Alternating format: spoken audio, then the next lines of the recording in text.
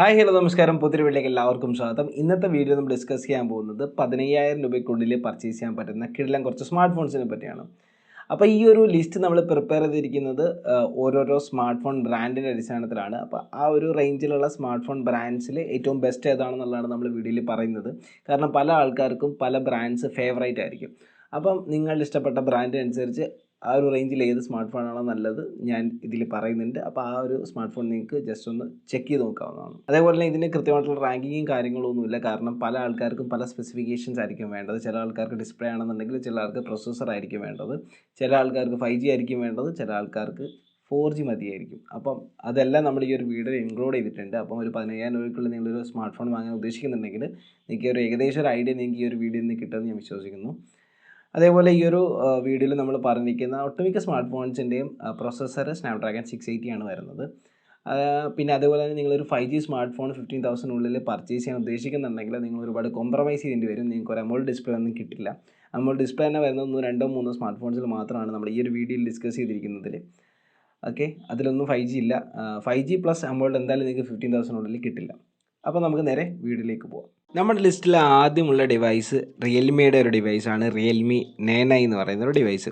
So ഈ ഒരു ഡിവൈസിൽ നമുക്ക് 90 ഹെർട്സിൻ്റെ റിഫ്രഷ് റേറ്റ് വരുന്നുണ്ട്. IPS LCD ഡിസ്പ്ലേ ആണ്, ഫുൾ HD+ ഡിസ്പ്ലേ ആണ്. ഇതിൽ യൂസ് ചെയ്തിരിക്കുന്നത് സ്നാപ്ഡ്രാഗൺ 680 ആണ്. നമ്മൾ ഈ ഒരു പറയുന്ന ലിസ്റ്റിൽ മോസ്റ്റ് ഓഫ് ദി സ്മാർട്ട് ഫോൺസിലും യൂസ് ചെയ്തിരിക്കുന്നത് സ്നാപ്ഡ്രാഗൺ 680 ആണ്. അതേപോലെ 5000 mAh ബാറ്ററിയാണ്, 33 വാട്ടിൻ്റെ ഒരു ഫാസ്റ്റ് ചാർജിങ് സപ്പോർട്ട് ഉണ്ട്. ബാക്ക് ക്യാമറ 50+2+2 ആണ്. ഫ്രണ്ട് വരുന്നത് 16 മെഗാ പിക്സലാണ്. ഇതിൻ്റെ പ്രൈസിങ് വരുന്നത് ഏകദേശം ഒരു 13,500 ആണ്. അപ്പോൾ ഇപ്പോൾ ഈ ഓഫറും കാര്യങ്ങളൊക്കെ നടക്കുന്നുണ്ട്, പ്രൈസ് വല്ലാതെ ഫ്ലക്ച്വേറ്റ് ചെയ്യുന്നുണ്ട്.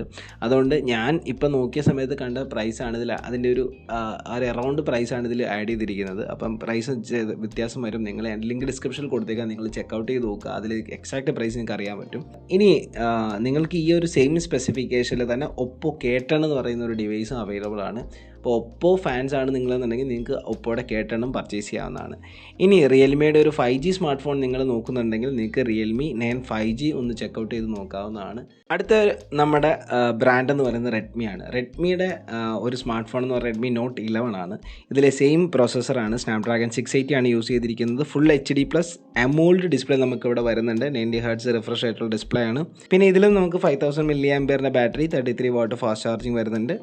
അതേപോലെ ക്യാമറയിലേക്ക് വരുന്ന സമയത്ത് നമുക്ക് 50+8+2+2 ആണ് വരുന്നത്. അതായത് ഒരു 8 മെഗാ പിക്സലിൻ്റെ അൾട്രാ വൈഡ് എക്സ്ട്രാ നമുക്ക് റിയൽമി 9i കമ്പയർ ചെയ്യുമ്പോൾ വരുന്നുണ്ട്. 13 മെഗാ പിക്സലാണ് ഫ്രണ്ട് ക്യാമറ വരുന്നത്. അതേപോലെ നേരത്തെ ബേസ് വേരിയൻറ്റ് വരുന്നത് 664 ആണ്. മറ്റേത് നമുക്ക് 464 ആണ് ബേസ് വേരിയൻറ്റ് വരുന്നത്.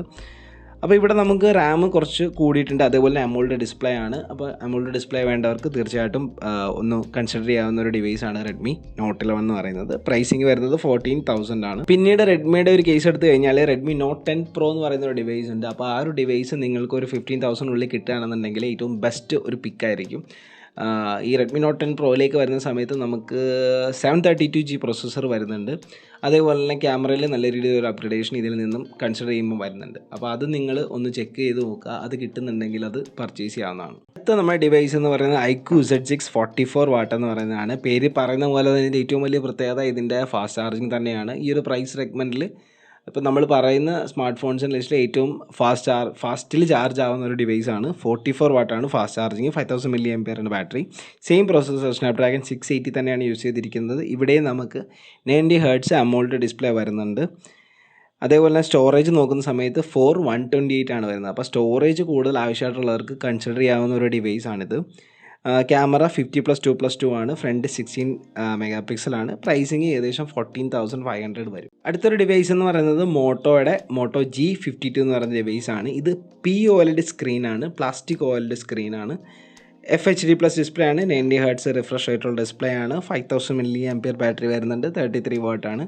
സെയിം പ്രോസസ്സർ സ്നാപ്ഡ്രാഗൺ 680 ആണ് വരുന്നത്. ക്യാമറയിലേക്ക് വരുന്ന സമയത്ത് 50+8+2 ബാക്കും 60 മെഗാ പിക്സലിൻ്റെ ഫ്രണ്ടും വരുന്നുണ്ട്. 464 ആണ് ബേസ് വേരിയൻറ്റ് വരുന്നത്. ഇനി ഈ മോട്ടോയുടെ മാത്രം പ്രത്യേകത എന്ന് പറയുന്നത് പ്യുവർ സ്റ്റോക്ക് ആൻഡ്രോയിഡ് എക്സ്പീരിയൻസ് നിങ്ങൾക്ക് കിട്ടും. നല്ല ലൈറ്റ് വെയിറ്റ് ആണ്, നല്ല ബിൽഡ് ക്വാളിറ്റിയാണ്. ഒരു 14,500 നിങ്ങൾക്ക് ഈ ഒരു ഡിവൈസ് കിട്ടുന്നതായിരിക്കും. ഇനി നമുക്ക് പോക്കോയുടെ ഒരു ഡിവൈസ് കൂടെ പരിചയപ്പെടാം. പോക്കോ M4 Pro 5G എന്ന് പറയുന്ന ഡിവൈസാണ്. അപ്പോൾ പോക്കോ പല ആൾക്കാരും ഇപ്പം വേണ്ടാന്ന് വെക്കുന്നൊരു ഡിവൈസാണ്. കാരണം നിങ്ങൾക്ക് അറിയാമെന്ന് വിശ്വസിക്കുന്നു പോക്കോ X3 പ്രോയുടെ വിഷയം കാര്യങ്ങളൊക്കെ. പോക്കോ X3 ഇപ്പോൾ പല ഡിവൈസും മദർ ബോർഡ് അടിച്ച് പോയിട്ടുണ്ട്. അതുകൊണ്ട് തന്നെ ഒരുപാട് ആൾക്കാർ പോക്കോയുടെ ഡിവൈസസ് ഇപ്പോൾ എടുക്കുന്നില്ല. എന്നാൽ ഇപ്പോൾ പുതിയതായിട്ട് ലോഞ്ച് ചെയ്തിട്ടുള്ള പോക്കോയുടെ വാറണ്ടി എക്സ്റ്റൻഷനും കാര്യങ്ങളൊക്കെ കൊടുത്തിട്ടുണ്ട്. മെയിനായിട്ട് പോക്കോ X3 പ്രോയിൽ മാത്രമായിരുന്നു പ്രശ്നം വന്നിട്ടുള്ളത്. ഇനി നിങ്ങൾ പോക്കോ എടുക്കാൻ ആഗ്രഹിക്കുന്നുണ്ടെങ്കിൽ നിങ്ങൾക്ക് കൺസിഡർ ചെയ്യുന്ന ഒരു ഡിവൈസാണ് പോക്കോ M4 Pro 5G. ഇതിൽ മീഡിയാടെക്കിൻ്റെ ഡയമൻസിറ്റി 8 ആണ് യൂസ് ചെയ്തിരിക്കുന്നത്. Full HD+ 90 Hz IPS LCD display ആണ് വരുന്നത്. 5000 mAh battery, 33 what fast charging, 50+8 back camera വരുന്നത്, 60 MP ഫ്രണ്ട് വരുന്നുണ്ട്. 13,000 രൂപയാണ് ഇതിൻ്റെ പ്രൈസിങ് വരുന്നത്.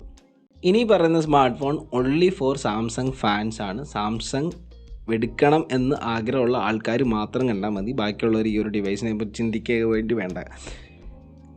ഡിവൈസിൻ്റെ പേര് സാംസങ് ഗാലക്സി F23 ആണ്. പ്രൈസിങ് ഏകദേശം 17,500 വരുന്നുണ്ട്. അപ്പോൾ ഇതൊരു 15 രൂപയ്ക്ക് അകത്തൊക്കെ ഓഫറിൽ കിട്ടാൻ സാധ്യതയുണ്ട്.